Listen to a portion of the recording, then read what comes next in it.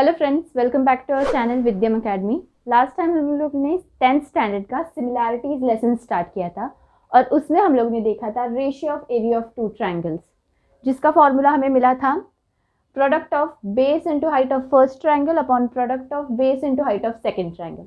तो इसके ऊपर हम लोग एक एग्जांपल देखते हैं। फर्स्ट इधर पे अपने को एक डायग्राम या फिर फिगर दिया है जिस ट्रायंगल का नाम है PQR। अब PS is perpendicular to PQ, ये हमें दिया है, और QT is perpendicular to PR। अब तक हम लोगों ने जो एग्जाम्पल्स देखे थे उसमें देखा था कि ratio of area of two triangles, पर इधर पे हम लोग को बस एक ही ट्रायंगल दिया है। पर जैसे कि लास्ट वीडियो में मैंने आपको बताया था कि एक ट्रायंगल में 3 बेसेस और 3 हाइट्स हो सकती है, वैसे ही अभी हम लोग इसका जो हम लोग को फाइंड करने बोला है QT, वो फाइंड करने वाले। तो इधर पे एक ही ट्रायंगल दिया है तो हम लोग एक ही ट्रायंगल कंसिडर करेंगे। So ratio of triangle, area of triangle PQR upon area of triangle PQR, क्योंकि एक ही ट्रायंगल दिया हम लोग को। ओके, सो फर्स्ट हम कंसिडर करेंगे अपना बेस PR और height QT is equals to base PR into height QT upon, अब हमारा बेस होगा QR और हाइट होगी PS। Base QR into height PS। अब ये सेम है तो ये कैंसिल हो जाएगा और बचेगा 1, और जो हमें इधर पे वैल्यूज दी है वो हम लोग इधर सब्स्टिट्यूट करेंगे। तो PR की वैल्यू है 12 इंटू QT हमें फाइंड करना है, QR 6 एंड PS 6। अब जो हमें फाइंड करना है वो एक साइड रहेगा और बाकी सब हम लोग दूसरी साइड लेंगे।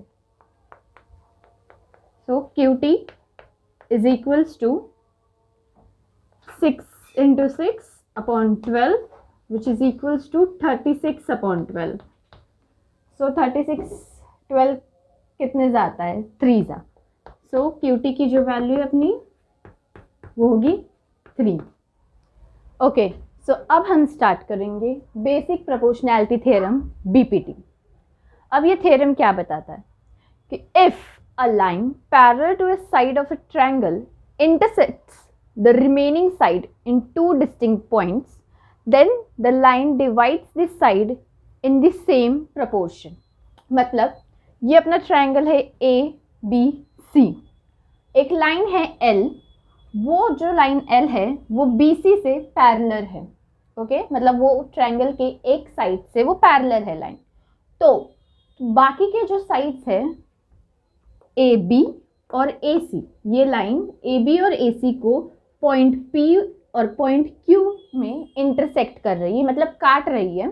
तो हम लोग को क्या बताया कि ट्रायंगल ABC है अपना, और एक लाइन है जो BC, एक साइड है BC, उससे पैरेलल है। पैरेलल मतलब अगर इधर से इधर का डिस्टेंस निकालोगे तो कुछ डिस्टेंस आया समझो x, और वही हम लोग इस पॉइंट से निकालेंगे तो वो सेम होगा। मतलब पैरेलल लाइन्स ऐसी लाइन रहती है जो जिनका इक्वेशन इक्वल आता है, और उन लोग में का जो डिस्टेंस रहता है वो इन्फिनाइट डिस्टेंस पर भी गए तो भी उन लोग में का जो डिस्टेंस रहता है वो सेम रहता है। तो अभी अपना जो लाइन है L वो BC से पैरेलल है और वो AB और AC में इंटरसेक्ट कर रहा है। इंटरसेक्ट मतलब काट रहा है, तो AB को काट रहा है P पे और AC को काट रहा है Q पे। तो हम लोग को क्या बताया कि अगर ऐसा हुआ तो वो जो लाइन है वो बाकी के जो रिमेनिंग साइड से AB और AC को इक्वल प्रोपोर्शन में डिवाइड करेगा।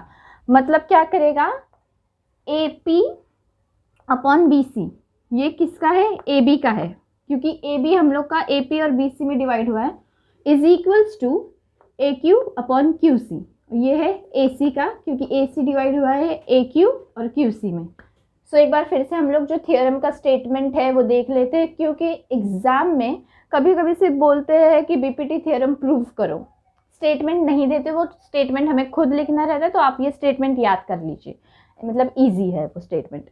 If a line parallel to a side of the triangle intersects the remaining two sides in distinct point, then the line divides the remaining two sides in equal proportion. मतलब ऐसा करता है वो, ठीक है. सो अपने को ये जो स्टेटमेंट में लिखा है उसके हिसाब से हम लोग ने गिवन लिख लिया कि लाइन एल है वो पैरेलल है साइड बी से, सॉरी साइड बी सी से, and line L intersects A B at P and A C at Q respectively. Now हमें प्रूफ करना है A B upon B P is equals to A Q upon Q C. अब हम लोग को पता है, हम लोग ने मूवीज़ में देखा है कि कोर्ट में कुछ हम लोग को साबित करना रहता है, तो उसके लिए हम लोग को प्रूफ चाहिए रहता है, जो हम लोग प्रूफ कर रहे हैं अभी. पर वो प्रूफ करने के लिए कुछ सबूत होने चाहिए. तो कभी कभी सबूत वैसे ही होते हैं, मतलब वकील लोगों को कुछ रिसर्च करके मिल जाते हैं, या फिर कभी कभी मतलब ऐसे हम लोग नकली सबूत तैयार करते हैं. तो इधर पे हम लोग वैसा करने वाले हैं, कंस्ट्रक्शन. सो मतलब ये नकली नहीं है, ये हम लोग का थियरम जो है वो इजीली प्रूव हो जाए, इसके लिए हम लोग एक छोटी सी ट्रिक यूज कर रहे हैं. सो इधर पे हम लोग कंस्ट्रक्शन करेंगे seg B Q and seg P C. देख रहे हो, ये seg B Q and seg P C. ये सेक्स बनाने के बाद हम लोग को दो और एक्स्ट्रा ट्रायंगल मिल गए, पी क्यू बी और पी क्यू सी. ठीक है. अब कंसिडर ट्रायंगल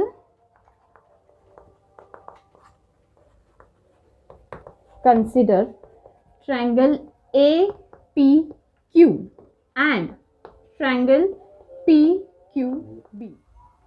नाउ अब हम लोग ने ए पी क्यू क्यों लिया, क्योंकि हम लोग को इधर पे ए पी चाहिए और उसके इक्वल में हम लोग को ए क्यू चाहिए. तो फर्स्ट हम लोग ए पी क्यू को पी क्यू बी के साथ कंसिडर करेंगे और फिर सेकेंड स्टेप में ए पी क्यू को पी क्यू सी के साथ कंसिडर करेंगे. So consider triangle A P Q and P Q B. अब इसका बेस समझो, ए पी क्यू का बेस है अपना ए पी और पी क्यू बी का बेस है अपना P B. A P Q का हाइट है वो हम लोग बनाएंगे क्यू से, समझो ये ई है, ठीक है. और जो अपना पी क्यू बी है उसका भी हाइट इधर से ही आएगा. ये अपना ट्रायंगल है पी क्यू बी, ठीक है, और इसका हाइट क्यू ई है और ए पी क्यू का भी हाइट क्यू ई है. So these two triangles have same Heights. अगर हाइट सेम हुए तो बचा सिर्फ बेस.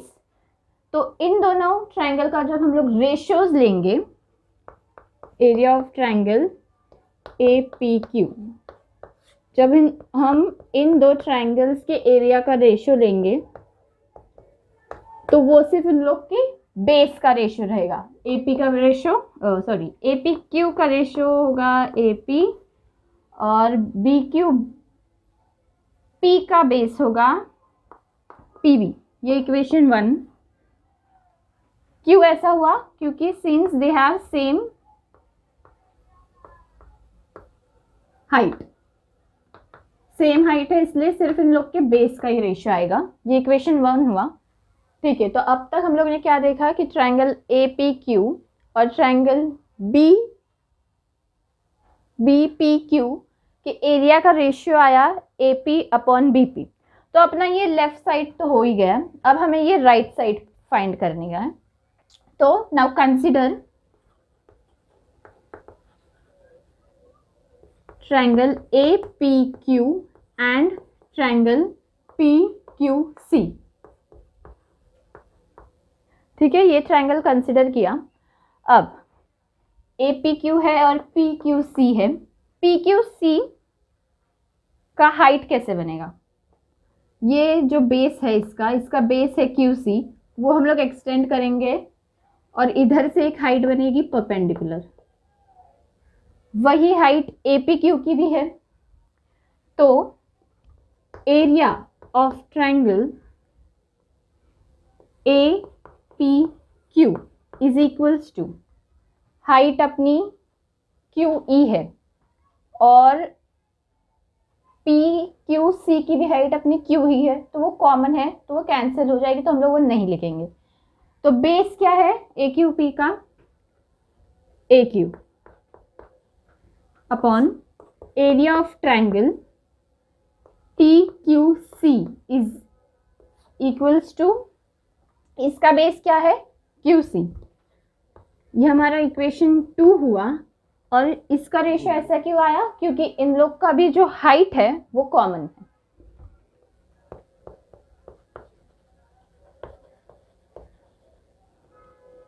Same height. सो अब हम लोग ने AP बाई PB फाइंड कर लिया, AQ बाई QC फाइंड कर लिया। अब ये दोनों इक्वल है, ये हम लोग को प्रूव करना है। तो वो कैसे करेंगे अभी देखते हैं हम लोग, ठीक है। तो अब तक हम लोग ने देखा है कि ratio of area of triangle APQ by PQB is equals to AP by PB, and ratio of area of triangle APQ by PQC is equals to AQ by QC। अब ये जो प्रूफ में है हम लोग ने ये साइड फाउंड कर ली है और ये साइड भी फाइंड कर ली है, पर ये इक्वल कैसे होगा। अब ये तो कॉमन है, तो ये इक्वल करने के लिए हम लोग को क्या प्रूफ करना पड़ेगा, ये और ये इक्वल है, ये प्रूफ करने के लिए हम लोग को ये और ये जो है मतलब उन लोग के जो लेफ्ट हैंड साइड है वो भी इक्वल है, ये प्रूफ करना पड़ेगा। अब इन लोग के न्यूमरेटर तो सेम ही है, ट्रायंगल APQ वो APQ, ट्रायंगल PQB और ट्रायंगल PQC ये दोनों इक्वल है, ये अब हम लोग को प्रूफ करना है।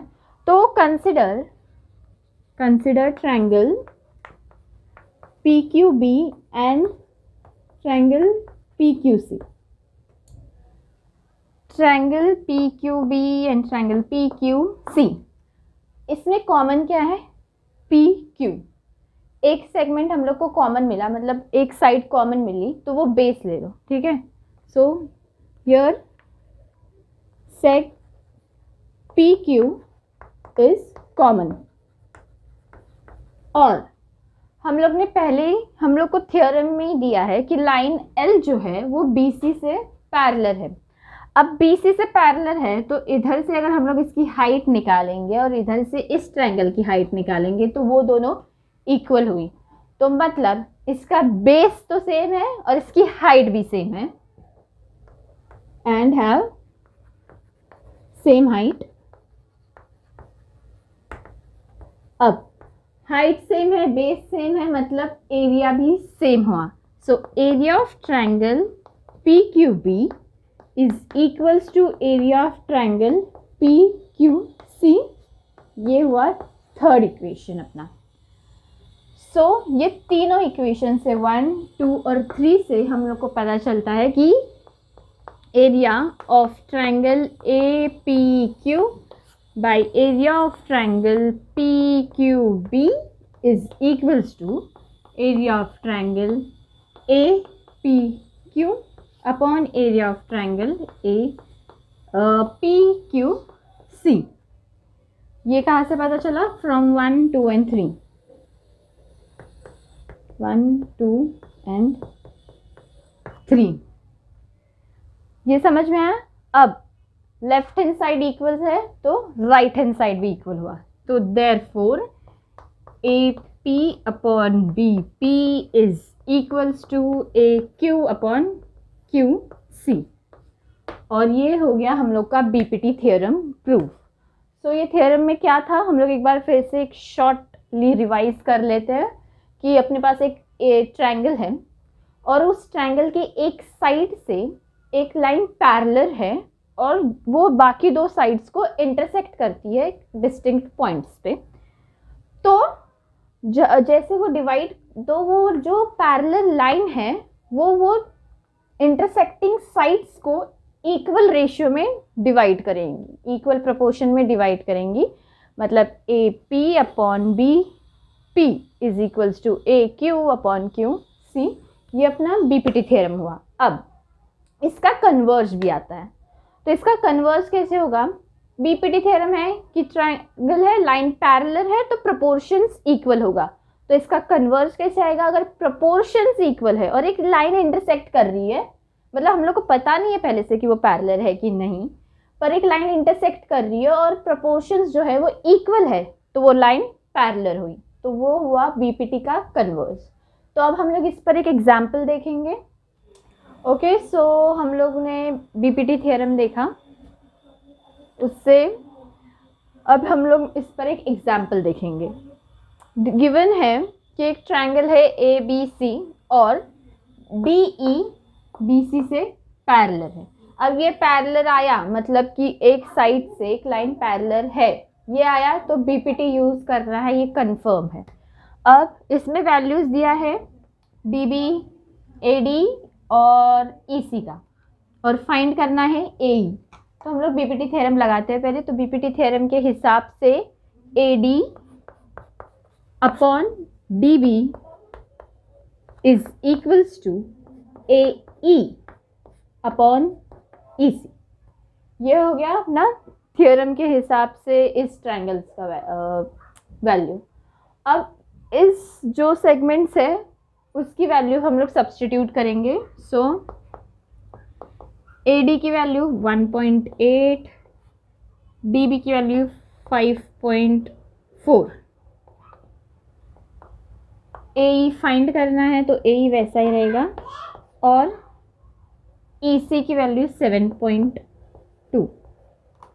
अब जो फाइंड करना है वो एक साइड में और बाकी सब दूसरे साइड में, तो AE is equals to 1.8 upon 5.4 into, इधर डिवीजन में है, इस साइड आके मल्टीप्लिकेशन में 7.2। अब 18 के टेबल्स, ये पॉइंट है और इधर भी एक पॉइंट है, तो ये पॉइंट हट गया, और ये 18 वन ज़ा 18 थ्री ज़ा, और 3 वन ज़ा 3 टू ज़ा 6, 1 कैरी 0.4।